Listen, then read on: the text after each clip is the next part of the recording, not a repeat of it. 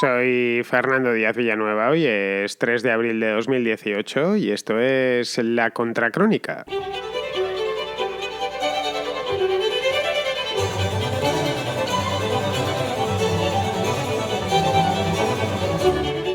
Justo antes de la Semana Santa, no sé si fue 2 o 3 días antes de que empezasen las vacaciones, Donald Trump eligió a John Bolton como nuevo asesor de seguridad nacional.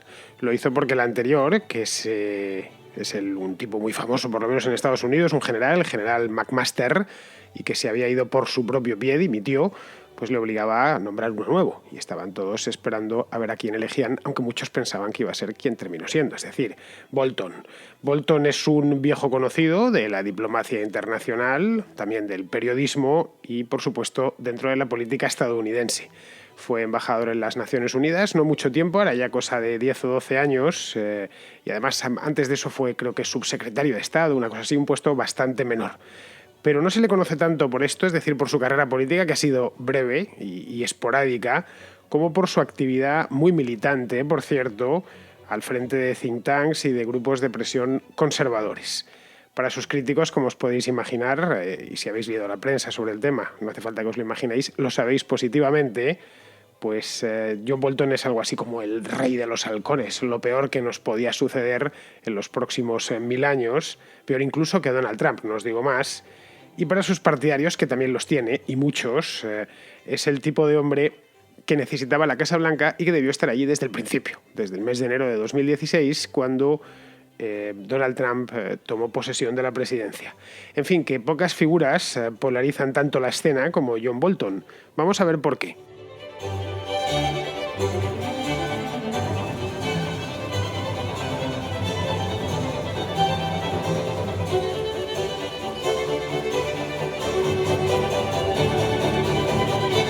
El nombramiento de Bolton a finales de marzo cayó como un martillazo pues yo creo que en todas las cancillerías del mundo. La opinión pública no lo sintió tanto porque estaba preparándose en aquellos momentos para la Semana Santa, para las vacaciones, y no se presta tanta atención, como sabemos todos, a las noticias, y menos aún a las noticias del mundo, cuando estamos a puntito de irnos de vacaciones, lo cual tiene su explicación perfecta. Además, antes de la política están las vacaciones de uno y la vida privada de uno. De cualquier manera, ahora que hemos terminado, pues el asunto ha vuelto a la superficie. Es decir, se ha vuelto a hablar de Bolton en su momento. Se habló los días posteriores a su nombramiento, especialmente hablaron los que le aborrecen, que es bastante gente. A ver, si podéis buscáis la palabra John Bolton en el nombre en Google, miraréis que prácticamente todas las críticas le vienen del mismo lado, es decir, tanto de medios muy izquierda como de países tipo Cuba, Irán, Rusia también. Le han dicho que es los medios cubanos o venezolanos, Telesur, bueno, le hizo un perfil que lo puso de chupa de Domine, diciendo que era lo peor. Es decir, que era lo peor que nos podía suceder a todos y que era la peor elección que podría haber hecho Trump en toda la historia. Bien, esto no es nuevo, se venía rumoreando desde hace tiempo. Yo había leído la candidatura de Bolton, pues no sé, desde hace un montón de tiempo, desde antes incluso de que McMaster dimitiese. Se sabía que la relación con el asesor de seguridad nacional no era buena y los medios norteamericanos pues descontaban que vendría otro y que ese otro era muy probable que fuese Bolton. Pero yo pensaba que no iba a ser capaz, porque a Bolton sí le he seguido la pista desde hace bastante tiempo y sé quién es y de dónde viene. Y más que lo que ha hecho, lo que ha dicho y lo que opina desde hace muchísimo tiempo. Yo pensé que Trump no se atrevería, bueno, no sé por qué, porque la verdad es que a este hombre le da un poco igual lo que diga la prensa, así que si no lo hacía no era por una cuestión de prensa, sino porque quizá pensaba que de una manera u otra iba a terminar enfrentándose con él. Lo desconozco porque yo sospechaba que no se iba a atrever, el hecho es que al final se ha atrevido. Quizá porque era un tipo que venía muy marcado por la era Bush, que también es posible, y Donald Trump, como todos los presidentes, pues tratan de romper, aunque sea levemente, con el pasado de su propio partido y crear su propio estilo. No sé, quizá tal vez lo pensaba porque habiendo gente más joven que piensa lo mismo que Bolton y que es desconocida, ¿por qué arriesgarse? Es decir, ¿por qué enseñar las cartas? A no ser que lo que busques es precisamente eso, enseñar las cartas. Bolton tiene como 70 años aproximadamente, y si no los tiene los va a cumplir dentro de poco. Y la verdad es que esa no es edad aparentemente para enfrentar grandes retos, ni para meterse en problemas. Si lo pensamos, a A esa edad uno no piensa en convertirse en el ojo del huracán como se ha convertido en los últimos días, más lo que vendrá, que esto ha sido solo el aperitivo. Pero bueno, también es cierto que Donald Trump cumplirá 72 años este mes de junio, nació en el 46, pues justo 72, lo que no sé es el día, sé que su cumpleaños es en junio y poco más. Y bien, ahí le tenemos, al pie del cañón y lidiando incluso con líos de faldas, como este de Stormy Daniels, que le está dando bastantes quebraderos de cabeza. No sé, se diría que los 70 son los nuevos 40. Y en cierto modo, pues con la actual esperanza de vida, que ronda ya, bueno, ronda no, está por encima de los 80 años, pues quizá efectivamente los 70 sean los nuevos 40. El hecho es que Trump ha nombrado a Bolton y no a ninguno de sus discípulos, y esa es la realidad y lo único a lo que nos podemos abrazar. Y eso ya de por sí quiere decir algo. Es decir, que si se ha nombrado uno de los tíos más polémicos de la derecha norteamericana, significa que está mandando un mensaje, cuando podía haber nombrado a cualquiera de sus discípulos sin ningún problema y sin tener que dar ni media explicación. La política exterior de Donald Trump ha sido durante los últimos 15 meses, que es lo que lleva la Casa Blanca, un tanto errática.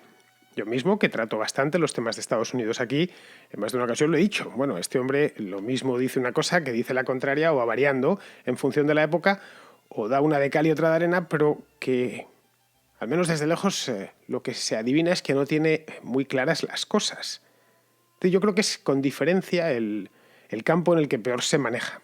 Creo que por desconocimiento, básicamente, y además creo que es el que menos le interesa de todos. No muestra demasiado interés por la política internacional, no conoce bien, a pesar de que fue un empresario que viajó por todo el mundo a lo largo de su vida y conoce todo el mundo de primera mano. Desde luego lo conoce mejor que yo y que cualquiera de nosotros, pero las cosillas de la diplomacia y de la política internacional no le interesan mucho. O sea, y quizá de ahí los bandazos. Con la OTAN, por ejemplo, tiene una relación de amor-odio, y eso nos lo ha mostrado a lo largo del último año y pico. Y además no acaba de decidirse. A veces le encanta la alianza y otras veces le parece un horror que hay que reformarla e incluso casi eliminarla. Algo similar le sucede con los aliados europeos. A ratos los aborrece y a ratos quiere entenderse con ellos. Incluso hace algo que no es muy común entre los presidentes de Estados Unidos, que es presentarse en París el día 14 de julio y presidir junto al presidente de la República Francesa el desfile de la toma de la Bastilla. Eso que nos llamó a todos la atención, pero bueno, no decía que los franceses eran lo peor del mundo y los europeos y no había que acercarse a ellos. Bueno, pues ahí le teníamos solo unos meses después de llegar al poder. Bien, como veis, esto de los bandazos es la norma en la política exterior de Estados Unidos, pero no es el caso ni muchísimo menos de John Bolton. Bolton tiene una serie de convicciones muy bien asentadas. Se ha encargado además de que las conozca todo el mundo a lo largo de un montón de años. ¿Qué años ha tenido? Porque los ha ido cumpliendo. No es un tipo dado a rehuir las cámaras ni a escribir con seudónimo. Le encanta que se sepa que está ahí, que él escribe el artículo, que el artículo se lee, que aparece en televisión. De hecho, creo que hasta busca las cámaras en lugar de rehuirlas. Bolton ha sido comentarista político en la Fox. Mucha gente, los que veis la Fox, supongo que le habréis visto en más de una ocasión, allí comentando generalmente asuntos de política internacional, que yo creo que son los que más le interesan, claramente. Y además está metido en un montón de think tanks, de grupos, asociaciones, grupos de presión, realmente es un think tank, o grupos de intereses, en este caso ideológicos, pues qué sé yo, como el American Enterprise Institute. Está también en el Gatestone, que es, de hecho, ahí es el presidente. El otro día iba al Gatestone Institute, la versión en español lleva una felicitación, ¿no? Felicitamos a nuestro presidente por haber sido consejero de Seguridad Nacional o asesor de Seguridad Nacional. También está en el Project for a New American Century y, en fin, muchísimos más. Es decir, que es un tipo que, si no es presidente de un think tank, está dentro del consejo, pero siempre está, o si no en la televisión, hablando sobre este o sobre el otro tema. Podemos decir que es un político que no ha hecho apenas política activa, pero que ha estado siempre en política y que es un hombre, a pesar de que no ha sido ni secretario ni nada que se le parezca, está en todos los guisos y sus opiniones además son muy tenidas en cuenta, especialmente por los republicanos y por la derecha norteamericana. Sus opiniones, que ya digo, cualquiera que mire la política americana desde hace 15 años las conoce o las ha oído en alguna ocasión, son, en fin, sobre la más variada gama de temas, porque es un hombre que abarca, es un tío muy listo y culto, bien estudiado, es decir, no es un, a pesar de que le han llamado de todo, es un halcón, tal, sí, que probablemente lo sea, no digo yo que no, en la definición de halcón de los medios de izquierda, pero que no es de estos, no es un exaltado, ¿no? Que llegue y se ponga a opinar de cualquier manera, militarista y tal, es un tipo que tiene lecturas y no hay más que leerle, nada más. Es decir, no le gusta, por lo que sabemos, o por lo menos por lo que yo sé de lo que he ido siguiéndole, no le gusta nada la ONU, está a la vista. En general, las organizaciones, los organismos internacionales le gustan poco, y no seré yo quien se lo eche en cara. Tampoco le gusta Irán, y así en general el mundo islámico. No le gusta el socialismo del siglo XXI, y ni los Castro, ni los populismos latinoamericanos.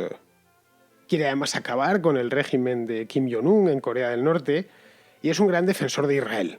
Eso, bueno, siendo presidente del Keystone Institute, pues la verdad es que no podía ser de otra manera. Bien, como vemos, hasta ahí sintoniza más o menos con Trump. Todo lo que he dicho, Trump nos lo ha hecho ver a lo largo del último año y medio. Ahora bien, que sintonice en esto no significa que sintonice en todo con Trump. En asuntos, por ejemplo, como la OTAN. Él es un ardiente defensor de la OTAN, que le parece un gran invento, por cierto, y le tiene una manía especial a la Rusia de Putin, o mejor dicho, a Vladimir Putin, cosa que parece que Donald Trump no. Podríamos, por lo tanto, decir que es el arquetipo de neocon, pero tampoco. Es decir, el neoconservador. Bolton no tiene interés alguno en promover y extender la democracia americana por el mundo, como hicieron los neocons de hace una década, es decir, tipo Wolfowitz o Dick Cheney. En esto sí se parece a Trump. Trump tampoco tiene intenciones de promover la democracia. Ahí yo creo que se van a entender bien.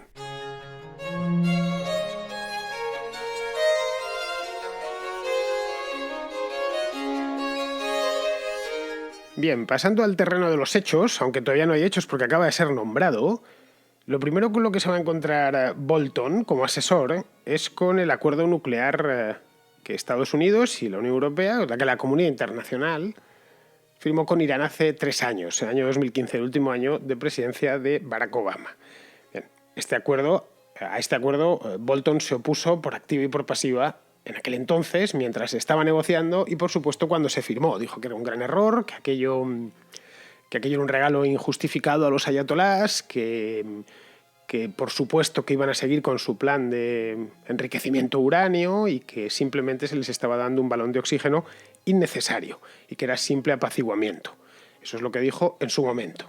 Bien, ahora tiene posibilidad que en aquel entonces era un outsider. En tiempos de Obama no digamos. Así que tuvo que decirlo por la televisión, dejarlo por escrito y utilizar pues los tentáculos de los que dispone a través de estos think tanks para poder llegar a la opinión pública.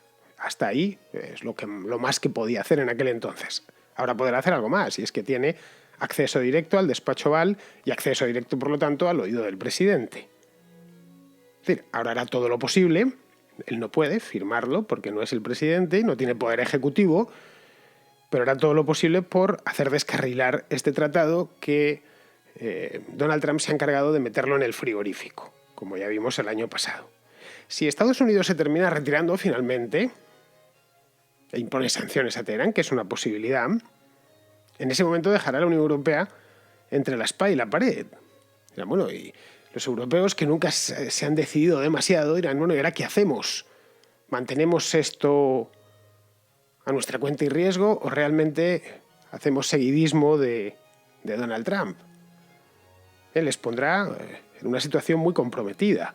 Pueden, evidentemente, culpar a Trump del fracaso, que es lo que seguramente harán, y luego también salirse del acuerdo, o constatar que el acuerdo está muerto y que por lo tanto hay que sentarse a negociarlo otra vez, incluso amenazando a la propia Irán por seguir enriqueciendo uranio para fines militares, que es lo que está haciendo, aunque lo nieguen oficialmente, porque si lo hiciese y lo reconociesen oficialmente, evidentemente el acuerdo ya estaría muerto de por sí.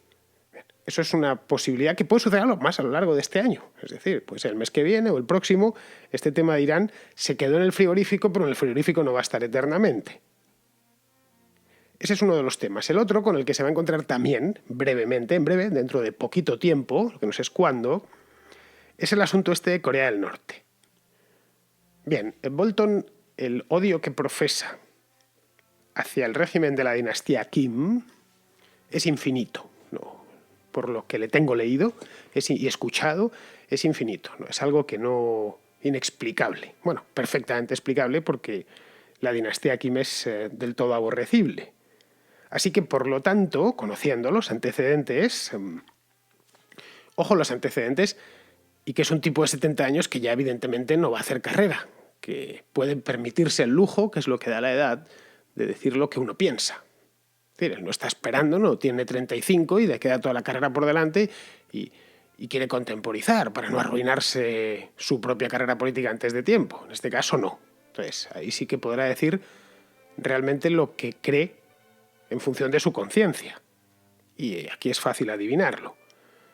Lo previsible en el caso de Corea del Norte, que estamos, recordémoslo, en plenas negociaciones o en los prolegómenos de las negociaciones, es que apriete a Trump para que sea maximalista y exija la desnuclearización completa de Corea del Norte, sin más ni más. Bien, cada cabeza nuclear que tengas te la vamos a revisar y vas a tenerla que destruir. Y además vamos a estar presentes cuando la destruyas. Vamos a enviar un equipo de inspectores de una agencia internacional y vamos a ir viendo silo a silo, almacén a almacén, y hay que ir desmontándolos todos. Bueno, y se los ha escondido, difícil, con los sistemas de espionaje espacial que existen hoy en día, y en un país tan pequeño además como es Corea del Norte, lo más probable es que Estados Unidos tenga localizado hasta el último gramo de uranio que Kim Jong-un tiene escondido dentro de su propio país.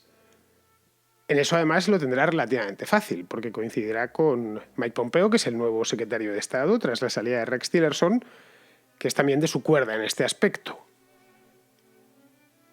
Eso, claro, tendrá unas consecuencias. Estamos especulando, pero bueno, especular a veces es bueno, bastante a menudo es bueno, especialmente con cuestiones de política internacional. Luego pasa lo que tiene que pasar, pero no deja de ser atractivo siempre imaginar escenarios. En este caso, tendría que pasar por encima de China si llega con un presupuesto muy maximalista.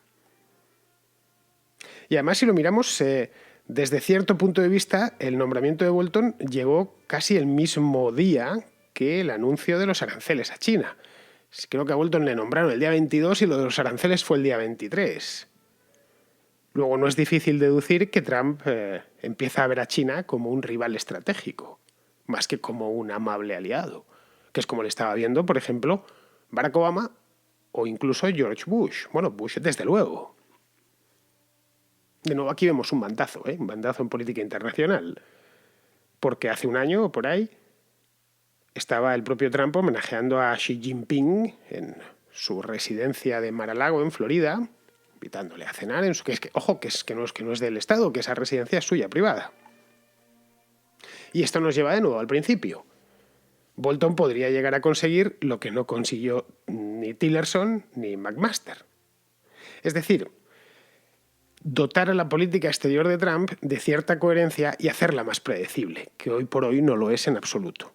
Y motivos para que no sea predecible creo que los tenemos todos a la vista. Estos bandazos, estos cambios de criterio que ha ido teniendo Trump a lo largo del último año y 3 meses.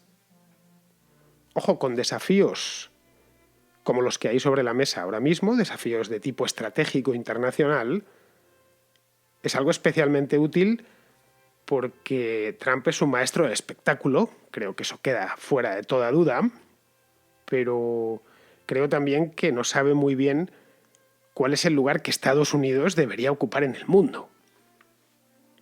De eso se le ha acusado y se le acusa mucho desde el Partido Republicano. Bueno, más o menos nos hemos podido hacer una idea de qué es lo que piensas o cuál crees que es, cómo deberían ser los Estados Unidos del futuro. Ahora, muchos analistas republicanos no terminan de ver dónde quiere ver Donald Trump a los Estados Unidos dentro de 4 o de 10 años en el concierto internacional. Es decir, ¿cuál es su papel en este aspecto? Ha ido yendo de un lado a otro en función, ya le conocemos, de sus instintos, de sus improvisaciones, de lo último que ha escuchado. Claro que tampoco deberíamos echar las campanas al vuelo. Esa es la otra. Es decir, estamos quizá asumiendo desde el principio que Donald Trump le va a prestar oídos, oídos le prestará, digo yo, pero que le va a hacer caso a John Bolton por mucho prestigio que tenga y por muy bien que se lleve con él y por mucho que sea de su misma edad. Es decir, podría suceder que se canse de Bolton. Es una posibilidad muy posible. Como se cansa de todos, menos los de su familia, de esos no se cansa, especialmente de todos los que tratan de condicionar sus declaraciones públicas o los que tratan de guiar sus instintos y sus locuras personales, o especialmente de los que tratan de restringirle el uso de Twitter.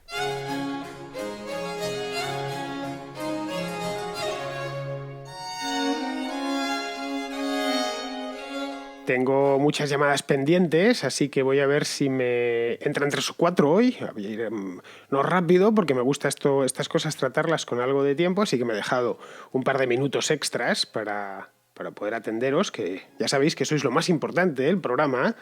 Pues bien, la primera es una llamada de Gabriel, que es un venezolano, no es la primera vez que llama, es un venezolano que vive en Valencia, en la Valencia española, no en la Valencia venezolana, y que tiene una pregunta sobre Fort Apache. Vi el programa de Pablo Iglesias en Forapache sobre las elecciones de Venezuela y bueno, quería saber qué había pasado, porque en los últimos programas, digo los últimos prácticamente hace más de un año, únicamente van personas, digamos, afines a las ideas de Pablo Iglesias. Y sé que al principio estabas yendo tú, iban también otras personas con otro tipo de ideas. Saber si vas a volver a ir en algún momento o no. Pues mira, Gabriel, yo voy a los sitios cuando me llaman, simplemente. Lo que no hago es me presento allí por las buenas. No llego ahí al plató de Fort Apache y yo exijo salir y dar mi opinión. No, por favor. Yo, si me llaman, cortésmente me presento donde me llamen, siempre y cuando no sea muy lejos, obviamente, que tenga que, qué sé yo, atravesar Madrid a la 1 de la mañana. Bueno, pues en ese caso me lo pensaría, pero la Fort Apache recuerdo que se hacía por la tarde a una hora muy buena y además estaba cerca de mi casa. Los estudios de televisión donde eso se sigue haciendo, pues se pillan relativamente cerca de mi casa. Así que nada, tenía un paseíto en moto. Podía incluso, si me ponía, podía ir incluso en bicicleta. Nunca fui, siempre fui con la moto, pero vamos, que no me suponía sacrificio personal ninguno.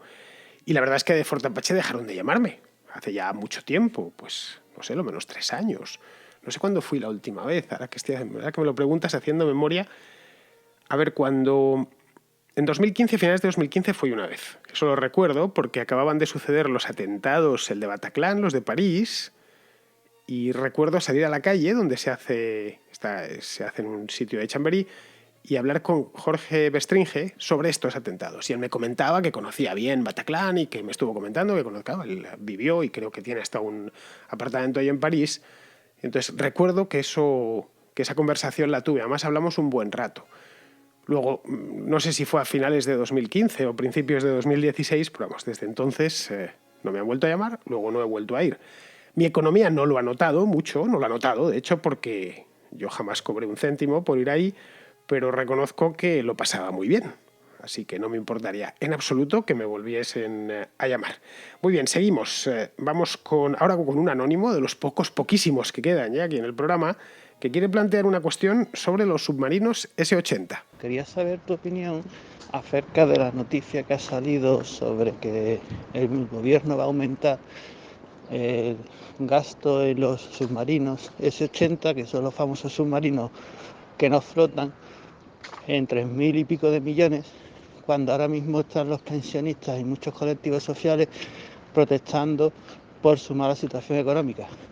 Quería saber hasta qué punto puede ser justificable eso por un gobierno. Muchas gracias. Bueno, la historia de estos submarinos es la historia de nunca acabar, literalmente.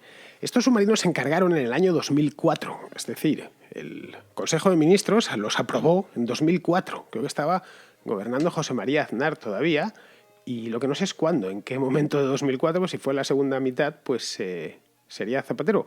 Pero vamos, que en 2004, haceros una idea, vamos, que han pasado un montón de años, de aquello, pues 14 años, cuando se encargaron para que se fuesen, para que se fuesen construyendo, se adjudicaron a Navantia, que es un astillero militar del Estado, por cierto.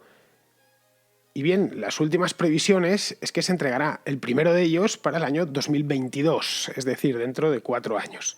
Llevan gastados en estos submarinos 2.000 millones de euros y lo último que sabemos, que es del mes de enero o de febrero, es que necesitan 1.500 millones más para solucionar un problema de sobrepeso que se les presentó hace unos años, no sé si 3 o 4 años, que parece por unos problemas de ingeniería. Ellos habían empezado a hacer los submarinos junto a un astillero francés, pero rompieron con los franceses y se pusieron los de Navantia a hacerlos solos y al final pues les salió eso, un pequeño sobrepeso, no sé de cuántas toneladas. El hecho es que ese sobrepeso comprometía la flotabilidad de la nave, que ya tiene delito que un submarino se hunda. Bueno, la cuestión, estas cosas son bastante comunes en cuando se están diseñando armas. Es decir, nos parecerá que es algo único, no hay más que conocer el tema del F-35 en Estados Unidos y nos podemos hacer una idea. Bien, al parecer, lo que yo leí en aquel entonces, hará 1 o 2 meses, es que lo van a alargar, le van a meter 10 metros más de eslora y con eso supuestamente pues ya se resuelve y han dicho que para el año 2022 entregarán el primero de ellos, que si mal no recuerdo creo que se va a llamar Isaac Peral. Estoy hablando todo de memoria de una historia que leí en el periódico hará pues un par de meses, una cosa así. Es decir, en esto tenemos sobrepeso, tenemos sobreprecio y tenemos retraso, que es una especie de tripleta de ases de la contrata pública. Lo tenemos todo en el caso de los submarinos S-80. Respecto a lo que comentas, que ha sido muy directo, es decir, que si ese dinero, que no son 3.000 millones, son 1.500 millones, 3.500 es lo que va a salir el programa completo, S-80, pero lo que tienen que meterle ahora son 1.500 millones más, creo que son 4 submarinos. Es decir, que los nuevos S-80 creo que son 4 submarinos. Luego lo que tendríamos es que por cada uno de los submarinos habría pues unos 375 millones, 400 millones extra, que es un dineral, por supuesto. Pero vamos, tomando los 4, esos 1.500 millones, si lo ponemos en perspectiva y sobre todo con lo de las pensiones que me comentas, pues la verdad es que palidece, es decir, es muy poco dinero, en serio. 1.500 millones es el coste de las pensiones en España de 3 días. Eso es lo que se va en 3 días. En España se gastan 150.000 millones anuales en pensiones. Es decir, que no solucionaría nada y obligaría pues, a tirar los 2.100 millones de euros ya invertidos y ya gastados, en una palabra. Luego en este tema hay otra cosa. Los submarinos actuales de la Armada, al parecer, están bastante viejos. Son de hecho más viejos que este argentino que se hundió, el San Juan, desgraciadamente, que se hundió con todos los marinos dentro. Bueno, pues los actuales creo que son más viejos que el argentino, que tampoco era un submarino de ayer por la tarde, era un submarino creo que de principios de los 80, una cosa así. Así que si la Armada decidió en el pasado dotarse de ese arma, del arma submarina, pues lo suyo es que sea útil y que sea moderna, sino que elimine la flota de submarinos, que es una posibilidad. No todos los países del mundo tienen flota de submarinos, así que no hay ninguna obligación de tenerla. Pero si la tienes y la Armada Española quiere tenerla, por sus razones tendrá, pues al menos que los aparatos funcionen y sirvan para algo, en una palabra. Así que muy bien eso de las pensiones y de que el gasto se podía dedicar a otras cosas, pero en este caso creo que les pillamos justo al final del programa, cuando ya prácticamente todos se lo han gastado. De todas maneras, en esto de pensar que el gasto público es ¿por qué se gasta aquí y no acá? No es eso. La cuestión es por qué se gasta. Es decir, ¿realmente es necesario gastarse 3.000 millones en submarinos? Bien, sí o no. No hay que gastarse 3.000 millones en submarinos para gastarlo en programas X. No se trata de desplazar gasto público, se trata de eliminarlo, en todo caso. Estudiar si está realmente justificado y si no está justificado se elimina, no se traspasa ese gasto a otro lado. Creo que ese es el planteamiento intelectual que hay que tener respecto al gasto. Muy bien, vamos con otra llamada más que me entra. Esta es de Daniel Riera, que es un oyente tradicional de la contracrónica, también de la contraportada y del contraplano, que quiere hacernos una crónica, Daniel Rieles de Sant Feliu de Guíxols, que está en Gerona, y quiere hacernos una crónica a pie de calle sobre la situación allí, en Cataluña, que como sabemos está muy malita. Bueno, supuestamente no lo habían vendido como la revolución del somribros, la revolución de la sonrisa, pero parece que se va tornando en otra cosa. Por lo demás, la vida es normal. Lo único que, bueno, los pueblos donde yo vivo, pues está todo llenito de lacitos amarillos, que, bueno, los hacen con bolsas de basura amarillas, que va degenerando conforme pasan las semanas en una cosa bastante cutre y lamentable, unos plásticos colgados ahí de las farolas y demás. Y ese es el folclore que tenemos. Cada 2 por 3 pues hacen algún tipo de acción, alguna pequeña. Hay los comités de defensa de la República, que son los que se encargan de hacer ese tipo de cosas, de colgar los lacitos y demás. Y por lo demás la gente hace su vida normal y seguimos ya un poco hartos de todo este tema y la gente pues va a lo suyo. Esa es más o menos la situación que tenemos actualmente aquí. Lo que sí me parece grave es el de eso, las amenazas a la gente que son críticos con ellos. Pues muchas gracias, Daniel. La verdad es que es una pena todo lo que está sucediendo y yo lo lamento muchísimo, pues lógicamente porque me pilla muy de cerca. No tanto como a ti, pero casi, ¿no? En fin, todos sabíamos que esto iba a acabar así. Esa es la verdad. Lo único que nos queda es cruzar las manos y esperar que de ahí no pase. Es decir, que estemos en la parte final de la rabieta y que no haya que lamentar más ridículos y más locuras y bueno, más de lo que se está teniendo durante las últimas 2 semanas en Cataluña. Muy bien, pues vamos a terminar. Vamos con Pizarro, que tiene su comentario del día preparadito ya sobre el tema este de China y los aranceles. Hoy día, como siempre, las empresas y los consumidores compran los bienes que precisan a quienes se los venden a igual calidad más baratos. La política arancelaria de Donaldo pretende mejorar salarios, aumentar el tejido empresarial nacional y aumentar las exportaciones. Sin embargo, solo logrará encarecer los bienes, lo que afectará a las exportaciones, las empresas y los salarios en el sentido contrario al pretendido. Pero como se presenta como una lucha por lo nacional y las consecuencias negativas no son inmediatas, pues Donaldo va ufano, jaleado por los suyos, mientras sigue chapoteando en las relaciones internacionales, con países que no le harán cambiar de opinión, pero limitarán el alcance de sus bravatas. Un cordial saludo de Pizarro. Pues hasta aquí ha llegado la contracrónica, amigos, así que ya sabéis, si queréis volver por aquí mañana, que sepáis que yo también voy a estar por aquí, estaré de hecho el primero. Así que hasta mañana, amigos.